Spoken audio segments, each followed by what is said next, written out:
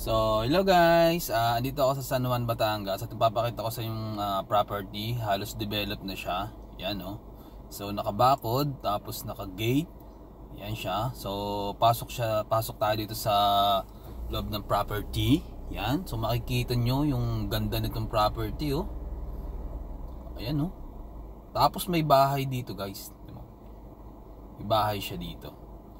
Yan. Tapos dito mayroon siyang pahingahan, yan oh. Pwede kayong magtambay dito. Yan. Tapos ito yung bahay niya. Yan. Yan yung bahay niya. Maganda naman yung bahay, guys, bungalow. Modern. Yan oh. Yan yung bahay. So 1.5 hectares to guys.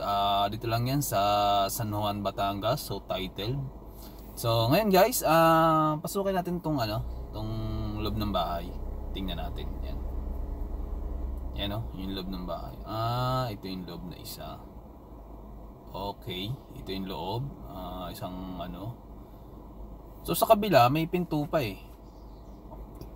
May pinto pa sa kabila. Pero hindi daw pwedeng pasukin. Kasi privacy nung may-ari. May mga gamit daw dun yung may-ari. So yung may-ari kasi wala dyan ngayon.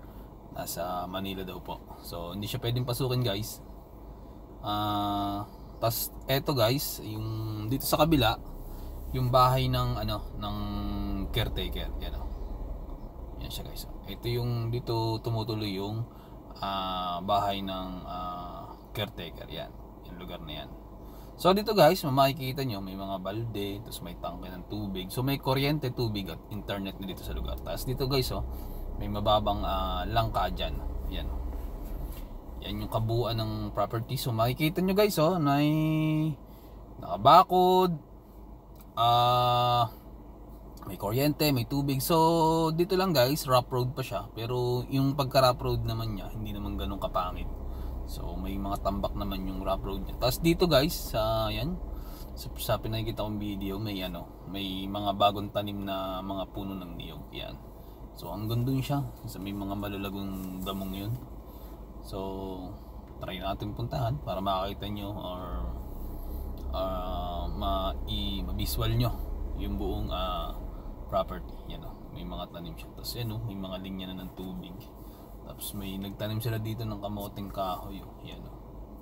So buong property guys, naka fence.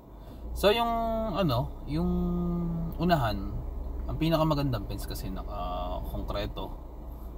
Pero itong mga gilid, tapos yung likod, naka-barbed wire lang po siya. Yan. Yan po. Yan o. Pagdating doon, naka-barbed wire na siya. Yung malapit dun sa may likod. Yan. Tapos may puno din pala siya ng mangga dito sa may bandang likod. Yan o. Dito guys, sa bakanting lote, pwede kayo magtanim dito. Tapos dito may mountain view Parang burol siya na mountain view dito. Pag nandito kayo sa areang gitna ng ng property. Yan. Yan, ang ganda siya, yung mga gilid niya. So naka-fence naman, maganda naman siya kasi flat yung area. Tapos yan may mountain view siya dito, makikita nyo. Yan. So sa mga interested dyan guys, San Juan, Batangas, 1.5 hectares titled. So 15 million po yung price netong property. So if ever na nagustuhan yung property, kontakin nyo lang ako sa WhatsApp or Viber, personal number ko na nasa yung screen niya. So dito guys, yan makikita nyo. Ito yung mga bagong tanim na niyog. Yan, pakita ko sa inyo. Yan, yan yung mga bagong tanim na niyog. Yan. Tapos may mga kalamansi pang nakatanim dito. Yan oh. Yan. Yung iba dyan, kalamansi yan. Yan, mga kalamansi yan. Yan. So mula Metro Manila guys, so 2 to 3 hours yung biyahe magmula sa Metro Manila hanggang dito sa property. Yun nga, yung frontage ito guys, more or less nasa 80 to 100 meters. Yun nga.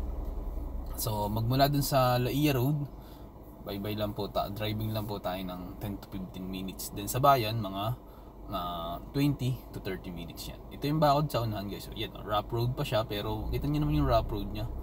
Hindi naman siya ganun kapangit. May tambak-tambak siya. So kaya accessible na accessible pa rin siya pagdating sa mga sasakyan.